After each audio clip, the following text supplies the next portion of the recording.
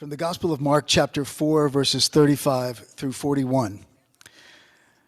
On that day when evening had come, Jesus said to the disciples, "Let us go across to the other side." And leaving the crowd behind, they took him with them in the boat just as he was. Other boats were with him. A great windstorm arose, and the waves beat into the boat, so that the boat was already being swamped. But Jesus was in the stern, asleep on the cushion, and they woke him up and said to him, "Teacher, do you not care that we're perishing?" He woke up and rebuked the wind and said to the sea, "Peace, be still." And the wind ceased, and there was a dead calm. And Jesus said to them, "Why are you afraid? Have you still no faith?" And they were filled with great awe and said to one another, "Who then is this, that even the wind and the sea obey him?"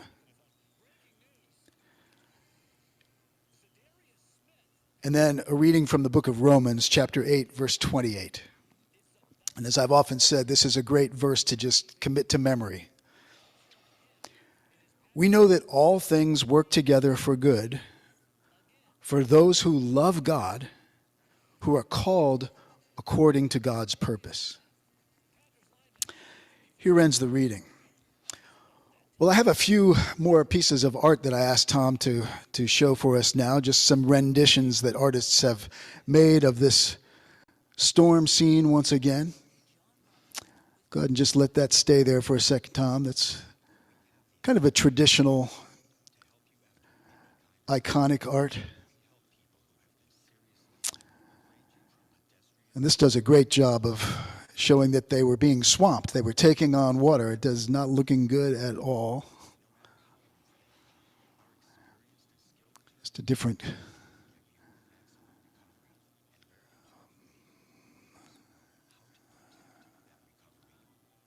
pretty serious storm. Okay. Well, the gospel reading and the image of the storm is a pretty easy metaphor to work with on lots of levels.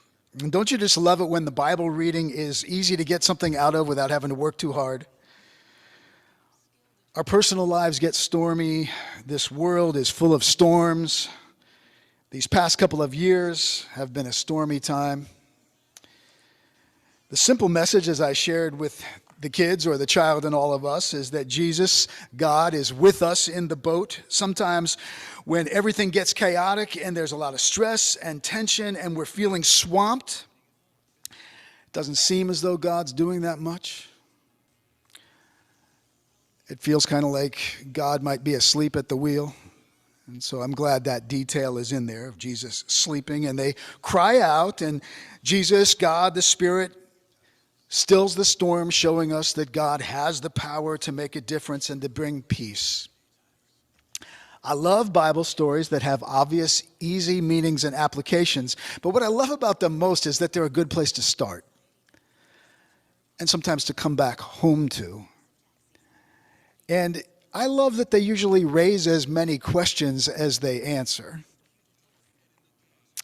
I mean, like all of you, I'm sure that, it's good. It's wonderful to know, and if it's given to us to really trust and believe that God somehow has the power to bring peace to any storm. It's good to know that. It's foundational, because it helps us when storms come that God does not seem to just do away with. To be able to say, okay, for whatever reason, this storm isn't just ending. No matter how many times we've asked Jesus, God, Spirit, to put an end to a certain set of circumstances, it's not happening. And so sometimes the question is, how do we live faithfully now while this storm continues to rage? Seems like an apt metaphor for this moment in history, obviously. And as we look back on this last year as a congregation together, the pandemic storm obviously has lasted longer than any of us thought it would. There were some patches of blue in the sky for a while, but then another front came in and fresh waves were created. It's still not over, and we don't know when it's going to be completely over or what that's going to look like, and that's our reality. And so I am delighted to be able to say that I think we've done our best with God's help to not panic in the boat and to ride out this storm by God's grace with a good deal of faith and trust. We've made some adjustments where we had to in order to stay seaworthy. We found ways to keep moving forward and deliberately and purposefully and soulfully, even when we've had to come about and shift our sails and take a different tack. And I don't want to beat this nautical metaphor into the ground,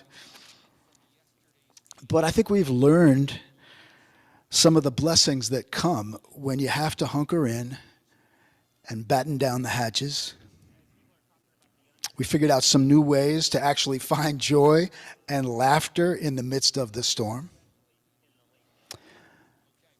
And to realize that some of the greatest blessings come when circumstances force us to do life, to be together, to do church, to be church together differently. And I'm grateful. It's all grace. But I think we've done a pretty good job with God's help to keep on looking out into the open waters and to see if there are others who might be struggling there, who need a lifeline of some kind, or who are shipwrecked and need to come aboard with us. We've done our best to offer some shelter from the storm. And that's been a blessing to others and a great blessing to us. As I shared with the kids, maybe this text is really about having what Jesus calls faith, right in the midst of a raging storm. We've been exploring recently what it means to see Jesus not just as the Savior, I mean, he is that, but to see him as our example of how to live in union with God. And in this story, in the midst of the storm, we see Jesus taking a nap. In other words, he's resting when all the circumstances would give most of us reason to panic. The disciples go to him, they wake him up. Don't you care? He stills the storm. But then his question is not, why didn't you believe that I could still the storm? The question is, why are you afraid? Where is your faith?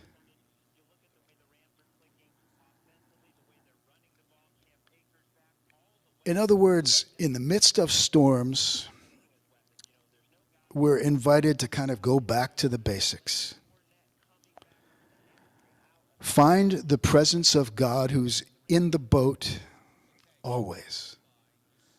Within us, among us, always. And trust that we'll be given what we need to deal with whatever we have to face. That is such a simple foundational truth for us. But it is the difference so often. To know that even if the worst happens, even if the boat does capsize, God will be there too.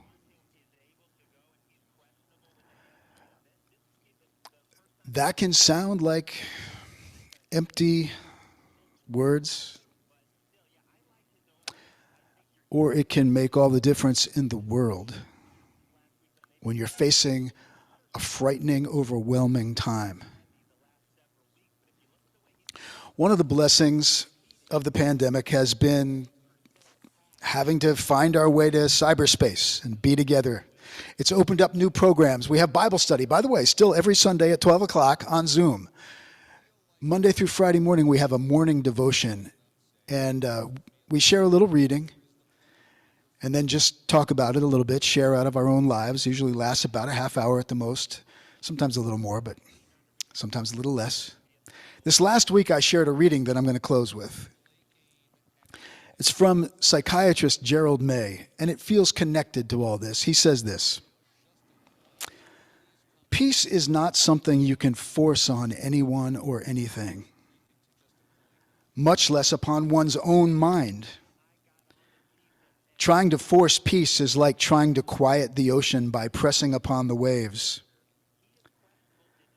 Sanity lies in sometimes somehow opening to the chaos, allowing anxiety, moving deeply into the tumult, diving into the waves where underneath, within, peace simply is. Sometimes mastery must yield to mystery. Maybe sometimes in the midst of things going terribly wrong, something is going terribly right. Maybe sometimes in the midst of things going terribly wrong, something is going terribly right, or just right. Or as Paul put it, God is working things together for good.